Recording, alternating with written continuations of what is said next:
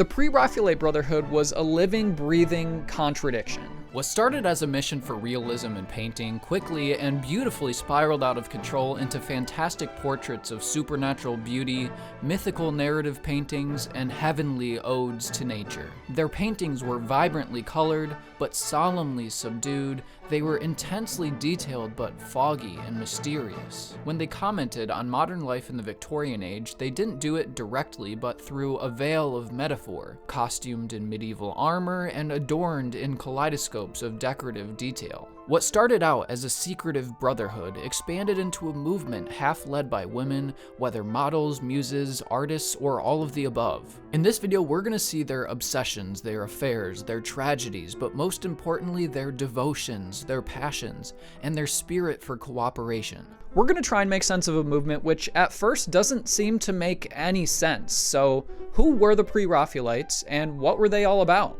Before we start, I'd like to let you know that you can support the Magnus Commonplace on Patreon to help make more videos like this one possible. And with that out of the way, let's take a trip to Victorian London in the 1840s, where our story begins with the meeting of three young British artists: John Everett Millais, William Holman Hunt, and Dante Gabriel Rossetti.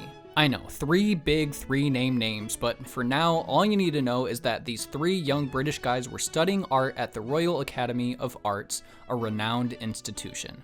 The Royal Academy was founded in London in 1768. They loved the Renaissance and they adored Raphael, Michelangelo, and those great, big, perfect, colorful, incredibly idealized paintings. Raphael himself said, "In order to paint a beautiful woman, it would be necessary for me to see many beautiful women.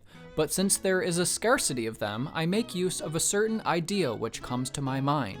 Saying that there's a scarcity of beautiful women in this world is a pretty stupid, pretty sexist, and well, just empirically false take, but anyway, a guy named Sir Joshua Reynolds took this concept of the ideal woman and expanded it to life as a whole. For him, the role of art was to create an idealized version of nature. Sir Joshua Reynolds' word was very much the word of the day, and this quest for ideal beauty was very much how the Royal Academy operated in 1848. But Rossetti, Millais, and Hunt didn't like how boring their teachers were and how idealized art had become. Sir Joshua? More like Sir Sloshua. No, literally, they actively called this man Sir Sloshua. This is a caricature of Millais saying slosh. Slosh to them meant sloppy. Slosh was stale. Sloppy, stale, slosh. Raphael's iconic Transfiguration, a beloved piece of high Renaissance art, pompous and overly idealistic. Slosh.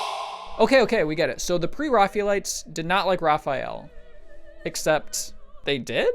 To cement their brotherhood, they made a manifesto including a list of immortals, a group of people whose life and art, quote, constituted the whole of their creed. On that list was Raphael. Apparently they did like Raphael. Not all Raphael, though. But they just didn't like a lot of his imitators and successors, so who did they like? An eccentric list from Romantic poets to early Renaissance painters to artists from the Middle Ages, with heavy emphasis on the writings of Shakespeare, whose plays were the subject of many paintings throughout the years, Dante, whose writing was also a staple, and most importantly, Jesus Christ. Most of the Pre-Raphaelites were not Christian and didn't actually paint Jesus very much. Long story short, they adored poetry, they despised industrialization, and they wanted to go back to the simple and honest art of the early Renaissance and Middle Ages. Frankly, they are all really young, their intentions were kind of vague, and they eventually contradicted themselves, and we don't need to pay too much attention to the Manifesto. In 1848, William Holman Hunt, John Everett Millais, and Dante Gabriel Rossetti held the first secret meeting of the Pre-Raphaelite Brotherhood, and they started painting. They started showcasing and generating interest for their paintings, but more importantly than anything on the canvas were three little letters hidden in the corner of some pictures: PRB. This all went unnoticed for a while, but eventually a journalist leaked that the Brotherhood was behind all of this, and the floodgates opened, and people were pissed. It was pretty effective as a publicity stunt, but the criticism they got was intense. This was Victorian times, and simply put, people were just so cranky about everything. Take, for example, Millet's Christ in the House with His Parents. This is no Raphael-esque idealistic portrait of Jesus Christ or the Virgin Mary. This is intended to portray Jesus and his family as human. This painting was so controversial that Charles Dickens himself felt compelled to comment on it. You behold the interior of a carpenter shop. In the foreground of that carpenter shop is a hideous, wry-necked, blubbering, red-headed boy in a bedgown who appears to have received a poke in the hand from the stick of another boy with whom he has been playing in an adjacent gutter, and to be holding it up for the contemplation of a kneeling woman so horrible in her ugliness. This, in the 19th century, and in the 82nd year of the annual exhibition of the National Academy of Art, is what Pre-Raphael art can do to render reverence and homage to the faith in which we live and die? Now, if Charles Dickens himself is penning that kind of heat about your artistic movement, A, you're gonna get a lot of attention, which is great, but B, it's gonna be really bad attention, and you're gonna have an uphill battle to climb if you're gonna want to be accepted by the art world. Luckily, the Brotherhood had another cranky British man on their side in John Ruskin. John Ruskin was a highly esteemed and influential critic and educator at the time, and between 1850 and 51, he wrote some letters to the Times defending the Brotherhood, basically single-handedly changing the public perception of their movement. The Pre-Raphaelites weren't idealists, and this is what Ruskin liked about them. In his book Modern Painters, Ruskin implored painters to paint nature as it is. Go to nature in all singleness of heart, rejecting nothing, selecting nothing, and scorning nothing, believing all things to be right and good, and rejoicing always in the truth. Part of Ruskin's call to reflect nature, both human nature and nature, was to really go outside and paint nature as it was at the source. And this is how they did things at first. This is Ophelia by Millet. It's one of the iconic images from the movement, and for good reason. The first thing I'm drawn to in this Shakespearean scene is the face. The expression is so haunting, the product of a real-life model painted meticulously. We'll come back to her. You'll notice the landscape is so convincing. That's because Millet spent over 5 months on a specific riverbank carefully capturing the scene. It's a beautiful scene, but it certainly isn't idealistic. You can see where the plants have been trampled, diseased, and weathered by reality. Back to the model. This is Elizabeth Siddal, who is not only the most famous model of the Pre-Raphaelite movement, but a painter in her own right, not afforded the same opportunities and certainly not given the same encouragement as the men around her, but a painter nonetheless. This guy here is Ford Madox Brown. When he wasn't threatening to beat Rossetti to death, he was taking Ruskinian principles and applying them to his paintings. He said this of his painting, The Last of England: "Absolutely without regard to the art of any period or country, I have tried to render the scene as it would appear. The painting is a tribute to another Pre-Raphaelite, Thomas Woolner, who emigrated to Australia in search of a better life. This is an honest depiction of a couple, heartbroken as they leave their homeland, terrified of the world lying ahead of them, and quietly determined to make a better life for themselves." Okay, your question was, what is Pre-Raphaelite style? And you think you know the answer now, but you don't. At this point in the video, you've got a manifesto, an angry Charles Dickens, and a call to nature. And you think that this is Pre-Raphaelite, crisp, detailed, and true to life. And this is Pre-Raphaelite, but so is this, and this, and this, and this. The Pre-Raphaelite Brotherhood was sort of a clusterfuck. And that's one of the coolest things about it. It was so aesthetically diverse and full of contradictions. For example, taking Ruskin's call to nature to heart, Madox Brown painted this lovely little landscape. John Ruskin didn't like that. He asked Brown, "What made you take such a very ugly subject?" Brown responded, "Because it lay out my back window." So yeah, that wasn't go to nature enough for John Ruskin. Another contradiction. John Brett painted this, which is one of my favorite Pre-Raphaelite pictures. What a painstakingly hard-won piece of art, a product of hours and hours of observation.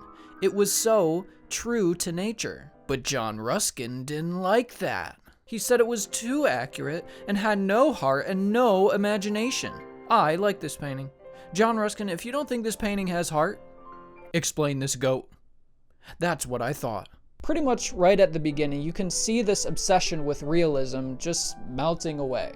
This is art after all, and artists on the whole tend to gravitate towards caricatured representations of reality and idealized fantasies. And if you understandably got from John Ruskin the idea that the Pre-Raphaelites were this nature-loving group of Claude Monets who painted outside for their entire lives, you'd be mistaken. Holman Hunt was the only member who really stuck to this whole go-to-nature mentality throughout his career. Rossetti mostly just did his own thing, and Millet got fed up with all the bugs. In this video, I'm mostly going to try to focus on the art surrounding the movement, rather than the drama behind the scenes. But with that being said, there was a lot of drama behind the scenes, and buckle up because the Pre-Raphaelite world is about to get real shaken up. First off, Ruskin took Millet on a trip and paid him to paint a portrait of him in nature. The detail was incredible. It was very go-to-nature of them, and Ruskin loved it. Also on that trip was Ruskin's wife of 5 years, Effie. Important context here is that even after 5 years of marriage, Ruskin still refused to consummate his marriage with Effie. She had pubic hair and a real body instead of being a fictional woman in a Raphael painting, and John Ruskin didn't like that. Millet and Effie had an affair and then fell in love. Ruskin and Effie split up. Ruskin stopped mentoring Millet for obvious reasons. Millet went on to have a long career in portraiture, stopped painting the Pre-Raphaelite style, got married to Effie, consummated his marriage with Effie at least 8 times because they had 8 kids, and in an extremely ironic twist, went on to become the president of the Royal Academy. Because Rossetti, Millet, and Hunt were so distinct as artists, they had very different ideas for the movement and for their careers. The Brotherhood broke up in 1853, just 5 years after it was started. With Millet gone, Rossetti and Hunt going in pretty different directions, and the movement being overall pretty vague, it would seem like the end of our story. But the broader Pre-Raphaelite movement would stay alive until the 1900s. Holman Hunt went to the Middle East on some misguided journeys to explore his biblical roots. Rossetti stayed in London, indoors, and with the help of some new friends, he would change what it meant to be a Pre-Raphaelite. In the 1850s, 2 theology students at Oxford University met and became best buds. These were William Morris and Edward Burne-Jones. Bored of their studies and infatuated with the Middle Ages for its pre-industrial nature and chivalric values, they formed a brotherhood called the Brotherhood. Unsurprisingly, they loved the work of Rossetti, who had begun to draw from Le Morte d'Arthur by Thomas Malory, a collection of mythology about King Arthur and the Knights of the Round Table. This novelization became a primary source of inspiration for the Pre-Raphaelites moving forward. Rossetti had begun painting these magnificent medieval watercolors that were busy and colorful, but simultaneously restrained and melancholic. Burne-Jones and Morris sought the older painter out, Rossetti took them under his wing, and together these 3 formed the New Round Table. At the heart of this new era was not only a whole lot of medievalism, but the rise of the arts and crafts movement and a focus on the decorative arts. The decorative arts always had a place in the Pre-Raphaelite aesthetic, which was very detailed and ornate, but the association of Morris and Burne-Jones brought it to a new level.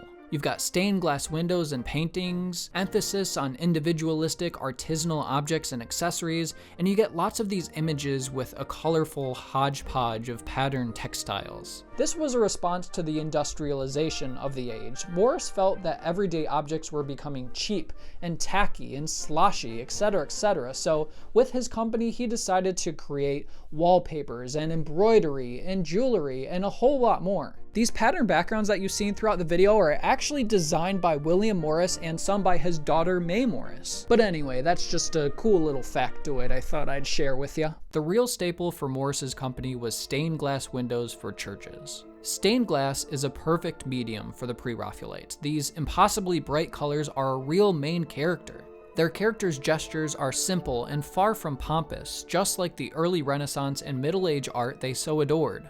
Even though their eventual style seemed to contradict with Ruskin's call to nature, the link between the initial Pre-Raphaelite style and the New Round Table aesthetics were bridged by a disdain for their modern industrial age, which they expressed through art set in medieval or ancient times. It would be impossible to continue without talking about the importance of women in the Pre-Raphaelite movement because, well, they just painted so many women. Rossetti was famous and infamous for calling the models stunners, and these models were certainly more important than any paint or any brush that the artists had at their disposals. I mean, it's impossible to separate the models from this movement, and not only because they were the art itself, because a lot of times they were also the artists. The painter Maria Spartali Stillman started modeling for Rossetti, but quickly realized her passion for art and trained with Ford Madox Brown and became an artist in her own right. Christina Rossetti, Dante's younger sister, modeled in some of his early breakout paintings. She went on to become a renowned poet. Jane Morris, another prominent Pre-Raphaelite model and the eventual wife of William Morris, did a great deal of embroidery for William's company. Like I said before, Elizabeth Siddal, the subject of countless drawings and paintings, was an artist in her own right, admired by Ruskin and a noted influence on Rossetti, Simeon Solomon, and many other Pre-Raphaelites.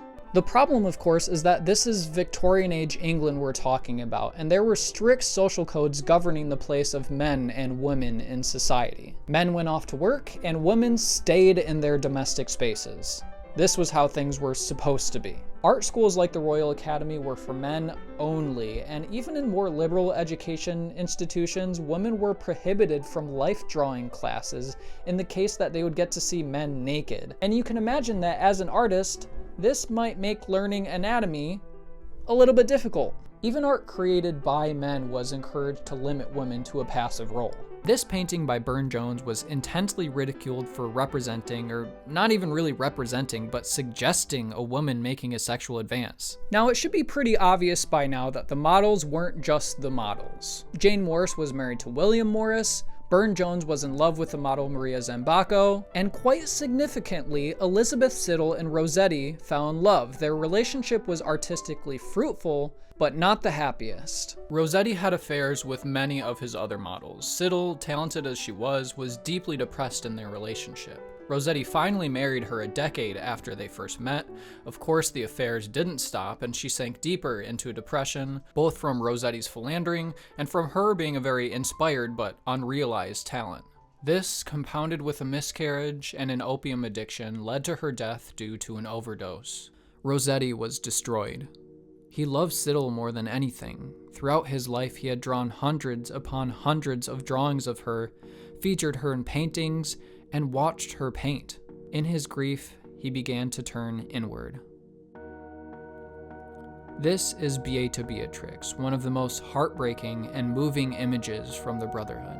The model, his dear Elizabeth, is no longer a literal rendition, but a phantom, a drawing of a woman whose face was forged into his muscle memory, whose spirit was forever embodied in his soul. The scene is drawn from Dante, representing the death of Beatrice, but the veil is thin and we know the real subject. Dante, in the corner, bids farewell to love. A white poppy suggesting the cause of her death is lifted from her hands by a red dove. With this painting, Rossetti wanted not to portray death, but something greater, a spiritual transfiguration.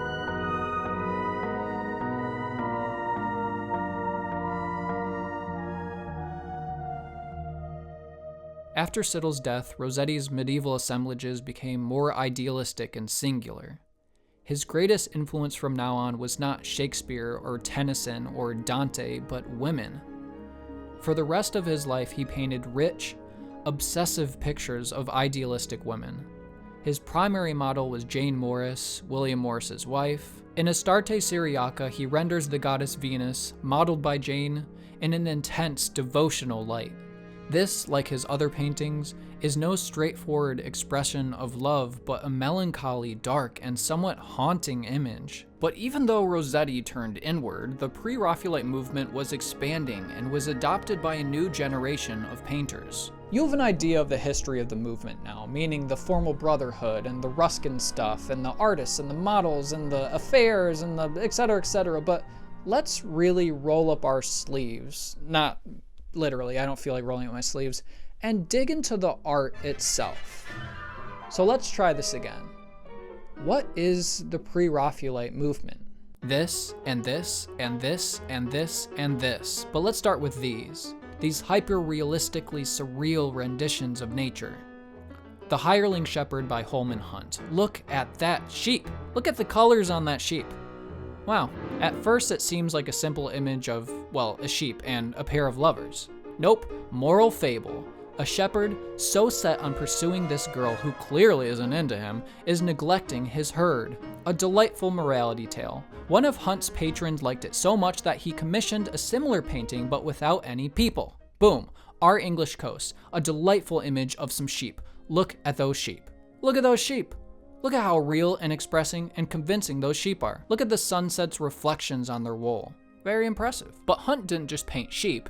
He painted goats too. Okay, no more livestock, we're gonna graduate to real people. This is Hunt again. Wow. One of my favorite part of Hunt's painting is his eyes. They're so lively and glossy and expressive. Just look at this guy, he always draws my eye in. Are we sure this is a painting and not a real person? I'm not sure.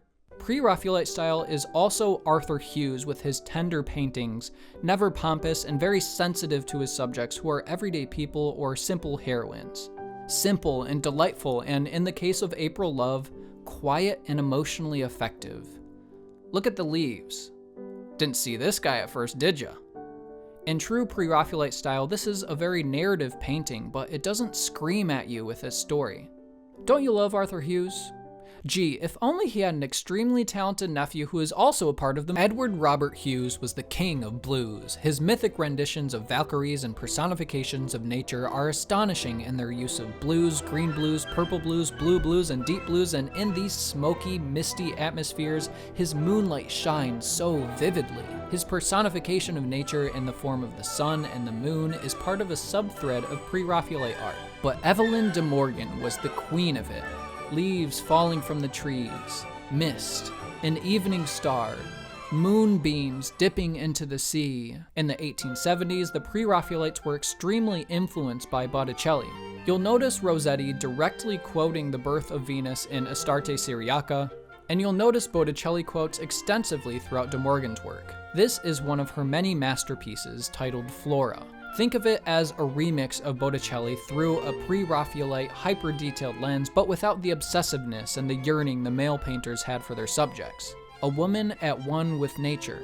The ground is adorned with flowers, the leaves are glossy and spotted with fruit, her dress is impossibly bunched and intricately patterned. With all this detail, you'd think the painting would be overstimulating, but the simple blocks of yellow, red, green, and blue are perfectly balanced. No matter the topic, her paintings were full of bold, pure colors, whimsical energy, and a heavy dose of mysticism. In one of her Sparus paintings, a take on the Greek gods Phosphorus and Hesperus, she supposedly represented the circularity of time. But the meaning is undeniable. And that reminds me, we've almost forgotten a name which many Pre-Raphaelite historians have wanted us to forget. Simeon Solomon. The inconvenient genius. Solomon was a wildly talented Jewish Londoner who entered the Pre-Raphaelite circle around the same time as Burne-Jones and Morris. He was so highly regarded by the group that Burne-Jones once told him, "You know, Simeon, we are mere schoolboys compared to you." While the other members were busy with medieval subjects, Solomon was busy making fun of them for being obsessed with medieval subjects, as well as rendering Jewish rituals and biblical imagery. Solomon was homosexual and dared to capture this in his painting, in a very Pre-Raphaelite way, through mystic metaphor. His depiction of Sappho and Erina is a melancholy, sentimental look at the impossibility of homosexual love. Aesthetically, they're a melding of de Morgan's personifications of nature and the washy, lo-fi wistfulness of Rossetti's watercolors. In 1873, Solomon was arrested and jailed for attempted buggery, and his career fell apart. He produced some fantastic works for generous patrons in the years between his conviction and his death, but outcast from the Pre-Raphaelite circles and fallen into alcoholism, he left the world without knowing what he could have created. In stories of the movement, people have tried to dismiss Solomon or paint him as the troubled child, the genius of unfulfilled potential who turned his back on morality and the brotherhood, knowing very well that it was the world which turned its back on him.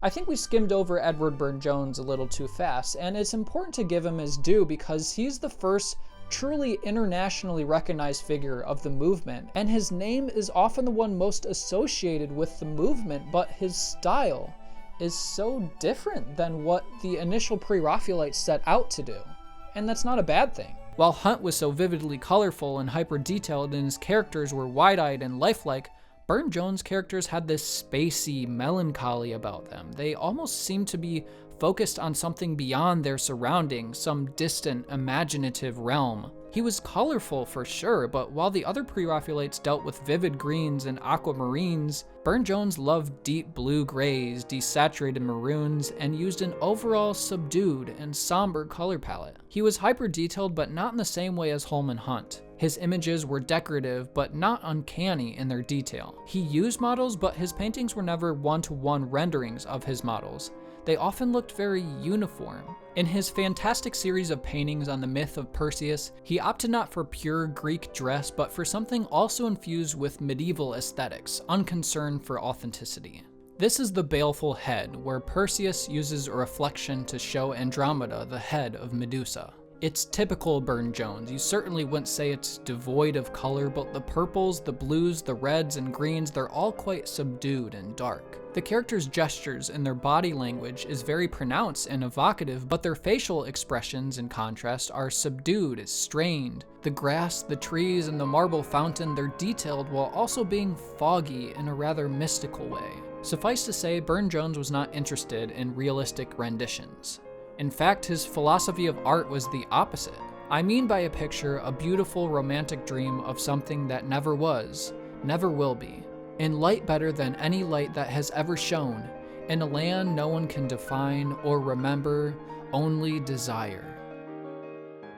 While contemplating this video, I often thought, what would the Pre-Raphaelite movement look like in photographic or cinematic form? The photography of Julia Margaret Cameron gives us a suggestion of this. Her photographs show solemn costume models rendering scenes from Shakespeare, Arthurian legends, poetry, and the Bible. Partly due to the nature of photography itself, her pictures have a much more candid, lifelike feel to them than even Hunt's most vivid characters. Cameron's pictures are a wonderful relic, a photographic style which was able to grow simultaneously to a movement and painting. But back to painting. Another example of Pre-Raphaelite detail and subdued colors comes from Maria Spartali Stillman in Love's Messenger. In her painting, Stillman struck a delightful balance between Rossetti's expressive figures, which could sometimes be dark and off-putting, and Burne-Jones's distant, spacey characters. This rendition of the Madonna is a splendid portrait of a woman at one with nature.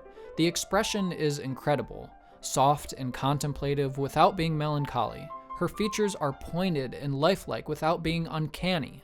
The final primary figure of the movement is John William Waterhouse, who fused Pre-Raphaelite subject matter and melancholy with a more realistic classical style. If you narrow in on the margins of his paintings, you'll find negative space that you'd rarely, if ever, find in other prominent Pre-Raphaelites paintings, who were generally filled to the brim with detail. This gave these mythic scenes a more grounded and focused feel. Waterhouse was infatuated with women in the same way Rossetti was, but specifically with femme fatales in the form of nymphs and sirens. He delighted in these women, perhaps delighted in the idea that they might lure him to his death. Some honorable mentions are Frank Dixie, John Collier, Thomas Cooper Gotch, Henry Holiday, Edward Poynter, Joseph Noel Paton, and wait a second, did you notice something there? Yep, red-headed women were a Pre-Raphaelite staple from the beginning to the end. And this was not discreet. It was captured by caricatures and satirical drawings for decades, and as Florence and the Machine showed recently, the red-headed, green-robed Pre-Raphaelite it girl is still very much a cultural icon. Whether red-headed, sharp-jawed, tortured, bonded, evil, or enlightened, the Pre-Raphaelites just couldn't stop painting women. And this is definitely a male-gazy thing, because even though Stillman and De Morgan were part of the movement, they were very much the exception. This was, on the whole, a movement by men and for men. Its primary text showed men accomplishing heroic feats, and showed women being saved from death, being subjected to a fate worse than death, or being death itself. But several paintings show that they were not shy of showing men as apathetic and women as sympathetic. So, kind of directly put, what did they think of women? I think we can better understand this by looking at one of the Pre-Raphaelites' favorite stories, The Lady of Shalott. This is a tale from Arthurian legend, and it was adapted by Alfred Lord Tennyson into a poem about the Lady of Shalott, who is subjected to a very bizarre situation. She has been placed in a tower and threatened with a curse. She embroiders day in and day out and is only allowed to see the real world through a mirror. If she looks outside at the real world directly, an unknown, terrible curse will fall upon her. When she notices Sir Lancelot riding by in the mirror, she is tempted to turn around and set her gaze upon him, the real him.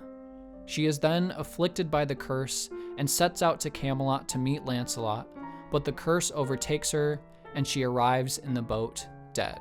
Waterhouse portrayed her en route to Camelot, looking extremely forlorn, as if death is actively overtaking her. Stidle portrayed her in The Tower, at the moment she faces him and the tapestry begins to shred, a sign of her impending fate. Holman Hunt saw in this desperate, brutally unfair myth something different. Power. He shows her the moment after she's glanced at Lancelot, tangled in knots of yarn yet stoic through it all. Her hair is intended to illustrate the wickedness of the curse which has fallen upon her, but it feels different than that. It feels powerful. She has tasted a glimpse of life, tasted the feeling of lust, and she is alive. The painting, like the movement itself, is a contradiction. Women wouldn't be liberated, not yet, but they would be sympathized with and aestheticized and acknowledged as capable of creative inspiration, but encouraged to stay put. And this is where the Lady of Shalott finds herself, in the midst of a masterpiece weaved by her own hands, but it's as if the journey to Camelot, to her death, will never happen. In this moment she is suspended in a rush of life, in a frenzy of power, a master of her fate. The Pre-Raphaelites were obsessed with women, with their beauty, with their emotions, with their suffering, but mostly with their power.